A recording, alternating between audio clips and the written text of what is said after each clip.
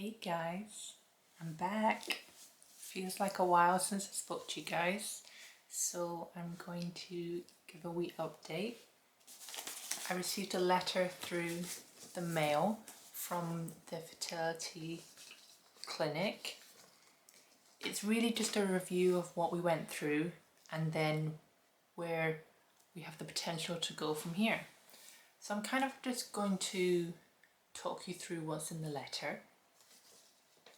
Following the treatment, the team have a meeting to review the cycle and the medication they used. So we used GnRH agonist. I have no idea what a GnRH is, but it was my decapeptyl. Oh, that's hard to say. Decapeptyl protocol. And then they used the Overleap 150 for the ovarian stimulation. I don't miss doing those injections, I'm gonna be honest. My response was higher than expected for my age and ovarian reserve.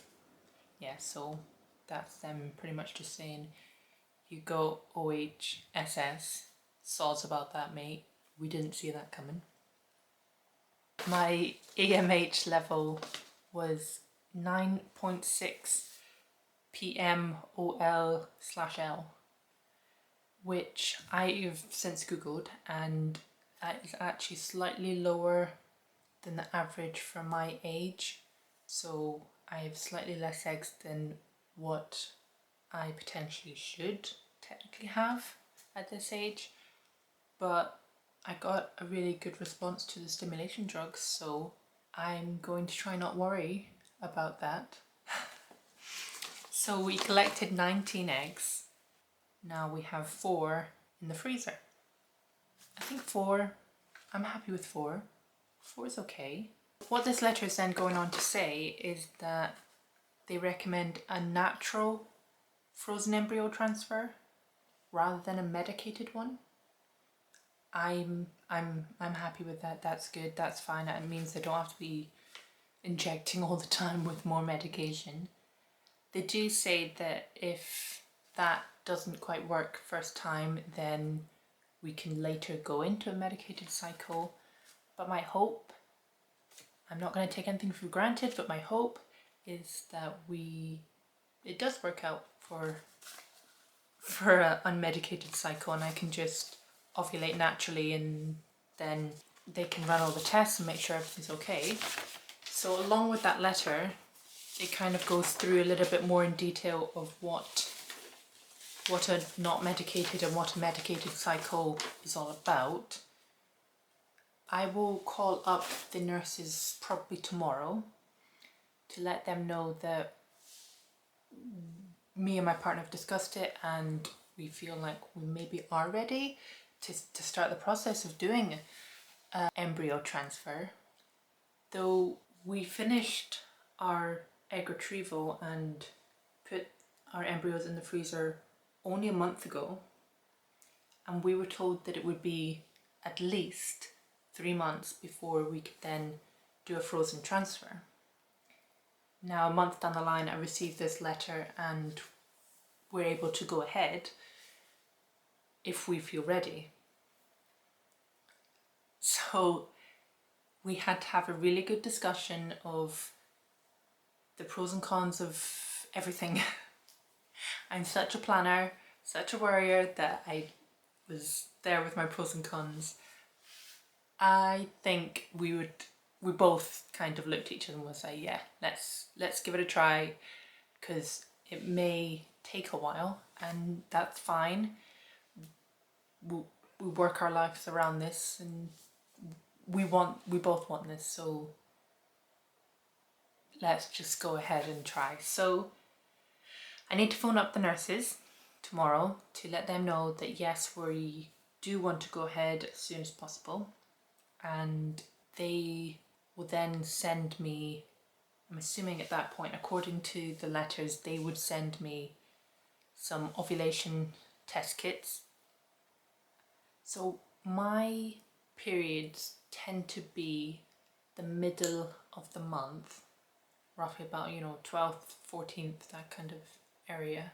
So I would probably, if I'm correct, be thinking that we would be ovulating at the end of this month. At that point, when I get a positive ovulation test, I call up the nurse's station again, let them know, and at that point they would book me in to have a sort of baseline scan again to check the lining of the uterus and make sure it has to be over 7 millimeters in thickness. Then they can go ahead and do the thaw out an embryo and do a transfer whilst I'm still in a natural ovulation state. Then you'd have your 2-week wait. And I've heard the 2-week wait is really intense, really hard not to want to take pregnancy tests every day just to see if it's getting a result.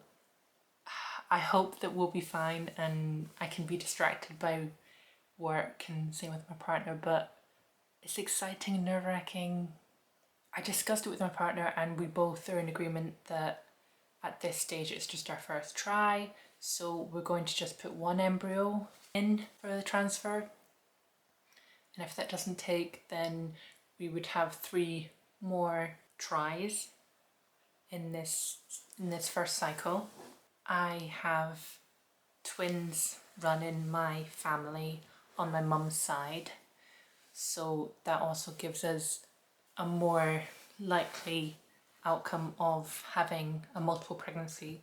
If we can limit that by potentially putting just one embryo in and potentially just having a singular, then that would be beneficial, but you just never know. It's very exciting, really nerve-wracking, and it wasn't something that we were expecting to do in September, but it's happening, so why not? That's the update, everyone. I will be calling the nurse's station tomorrow morning when I'm at work and saying, let's go ahead. So it's very... I'll be keeping you all updated, in the loop of it all, and you can all follow through the journey. Okay, the only thing I have left to say really is like, comment, subscribe. I'm always happy to answer questions.